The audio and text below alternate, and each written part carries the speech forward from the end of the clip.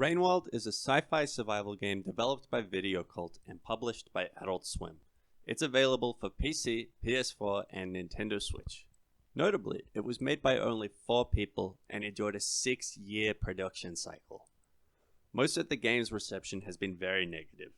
Industry critics have labeled it frustrating and obtuse. But this hasn't stopped the little slugcat from being hailed by independent critics as a unique evolution of the survival genre.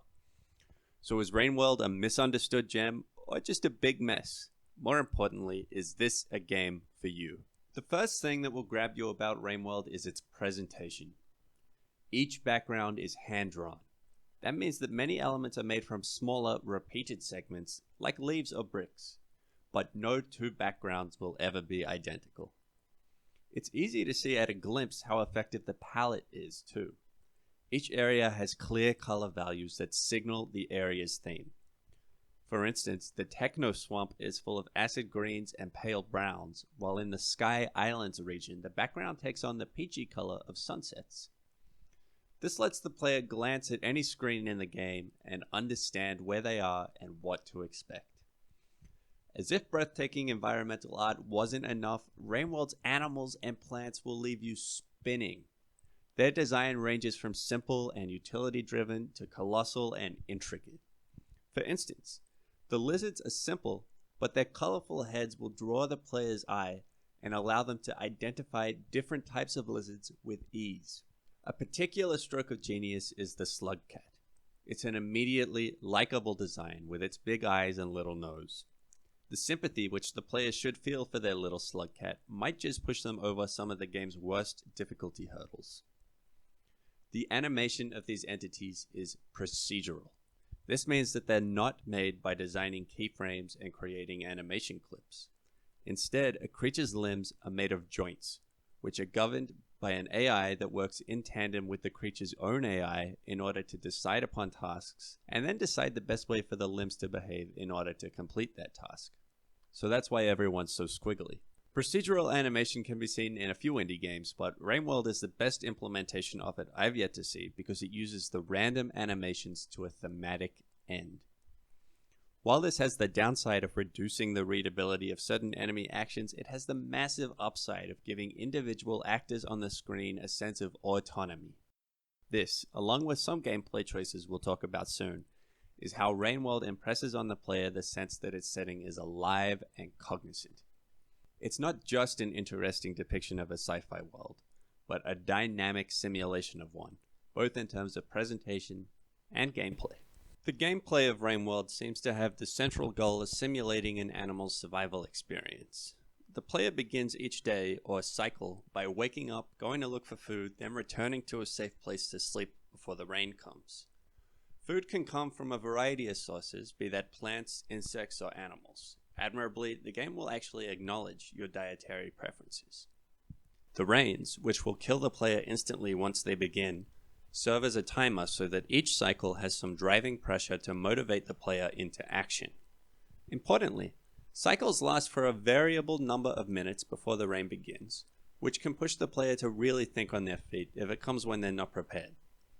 The player will also, each cycle, traverse Rainworld's regions on their way through the narrative. Each region has its own ecosystem, that is, enemies, food sources, and environmental hazards.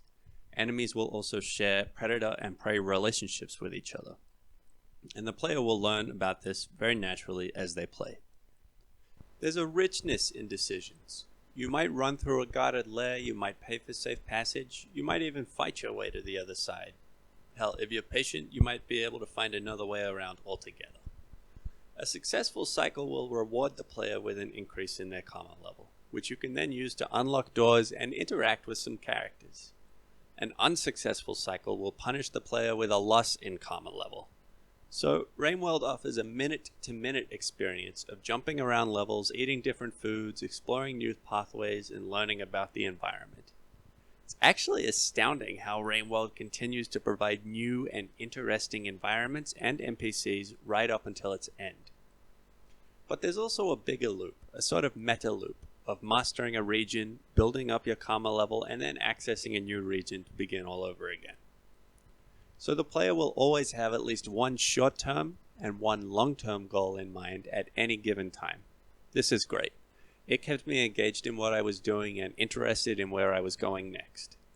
All of these elements, the importance of food, the necessity of learning in order to progress, they also contribute to this gameplay goal of simulating a survival experience in a unique sci-fi world.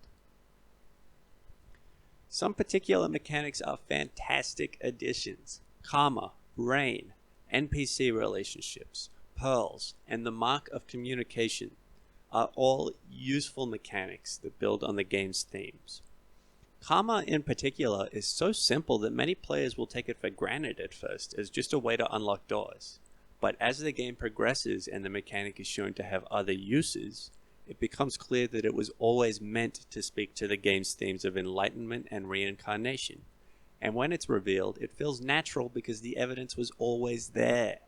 Players will have many great moments of realization in exploring Rainworld's mechanics and story. But now it's impossible to ignore a problem.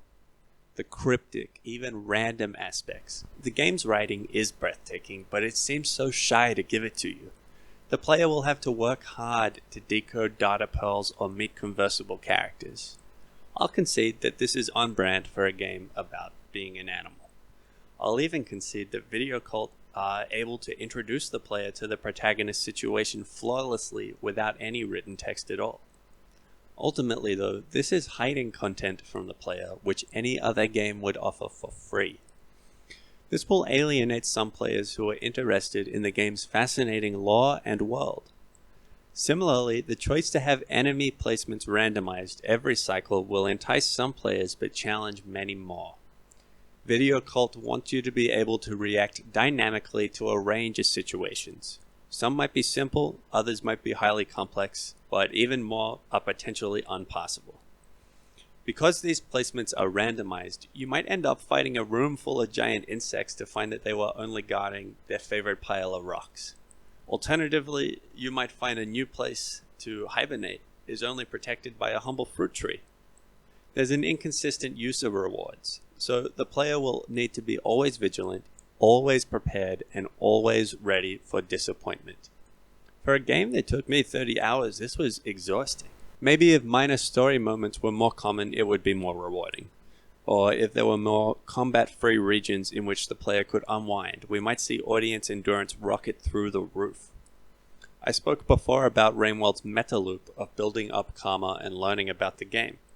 It can be highly gratifying to see new creatures and learn new lore or discover some new interaction between different elements. But the fact that most of these moments are locked off by high karma levels might prove too sheer a wall for most first-timers to climb. Let's say, for instance, that you venture far enough to find a karma gate, but your karma level is too low, so you go back home to rest. You spend the next few cycles playing conservatively in order to raise your karma. Then, once it's high enough, you travel out to the gate again only to get picked off by a new hostile creature that you've never even seen before because it just didn't spawn on your previous cycles. So you lose a karma level. You try again. You are maybe fixated at this point on making it through the gate. Only by now you're impatient, so you rush to the gate, ready for the hostile creature to spawn. Except a pole, which you're so used to climbing at this point, has actually been replaced by a carnivorous vine plant that eats you when you try to grab onto it. So you lose another karma level. Now you've got to start everything all over again. Maybe you have some more knowledge this time around, but more likely you're just more tired and you're missing the times when you were having fun. I'll be clear. I don't believe that Rainworld's difficulty or its cryptic nature are a problem that will stop you from having fun. The difficulty is highly engaging. And I think that there's a big difference in enjoyability between games that are accidentally difficult and games that seek to challenge you in service of a larger goal. This is definitely the latter. The lack of small-scale rewards are the problem. The writing is great, it's witty and insightful, and at times it's even heartbreaking, but the player only gets to experience it after the midpoint, and even then in very small segments. The karma mechanic hides some of Rainworld's greatest secrets, but for such a slow-moving system with heavy punishments, it can be hard for players to see the upside to pushing on. Perhaps Video Cult should seek to keep small-scale play rewarding. Imagine if a low karma level meant that bigger enemies ignored you, or if dream scenes were more plentiful, or if rescuing an injured lizard earned you a loyal friend. Rainworld has many rewards for persistent and skilled players, but the addition of smaller rewards with more frequency could be a great way to win over the struggling player. Additionally, there are oversights which will make you second guess yourself. Unmotivated light sources and screen edges that don't actually transition to new screens are particularly frustrating in a game with such a heavy focus on simulation. There are many elements of Rainworld that will challenge the average consumer, but I think that all you need to overcome this might just be a different state of mind. Game director Joar Jacobsen, in a GDC presentation, called his approach to designing Rainworld pragmatic. Jacobsen intended for Rainworld to be an artwork, and in designing the game he had to evaluate different choices and decide which choice would best serve his artwork. This has led to a game that can feel very unfair, even indifferent to the player's effort, but it's also quite stunning. Every angle of Rainworld, even the bits I didn't enjoy, they're highly focused on one vision. Sometimes gameplay suffers on the road to this vision. Sometimes the player even suffers. Given the time that has gone into this game and that so few people have made it, I can only assume that Video Cult might have suffered as well, but Rainworld remains intact. Rather famously, the internal design pillar for Rainworld was to create an experience that would make the player feel like a rat in a rail network. You'll know where to find food, you'll know where to avoid, and you'll know when to feel safe. But the world around you will operate on a level far beyond your comprehension. In this respect, the game is a flying success. It's the product of a small and dedicated team with a shared vision who seemingly made very few compromises. As it stands, I have to warn prospective buyers to expect a game designed to fit into an artistic vision, rather than the other way around. I would love to see Video Cult apply Jacobsen's pragmatic approach to gameplay, and perhaps to then find inspiration for their art inside of that gameplay. As of last year, they've been posting teasers for a 3D game, so we can only hope. There were times when I thought I couldn't finish Rainworld. There were times when I wanted it to never end. I can't say I've played, even read or watched another piece of science fiction that felt so thoroughly alien to me. You can play for hours and hours before you see your first line of English outside of a menu. The game even has its own conlang with an alphabet made of several characters that each refer to a different group of related ideas. It's honestly a little frustrating to see Rainworld receive such little industry recognition when, to my thinking, it would easily be at home among publishers like Annapurna or New Blood Interactive. If you're fascinated by the prospect of a unique adventure, a rewarding challenge, or even if you've just fallen in love with the game's look, then you should definitely try Rainworld. Fans of Lucas Pope's games need to check this out. Fans of roguelikes will enjoy the more procedural elements of this game. I'd even say that fans of Noita or Arma could love this game for its simulation. Now we'll have James Primate's beautiful soundtrack for the game to see us out, and I'll see you next time.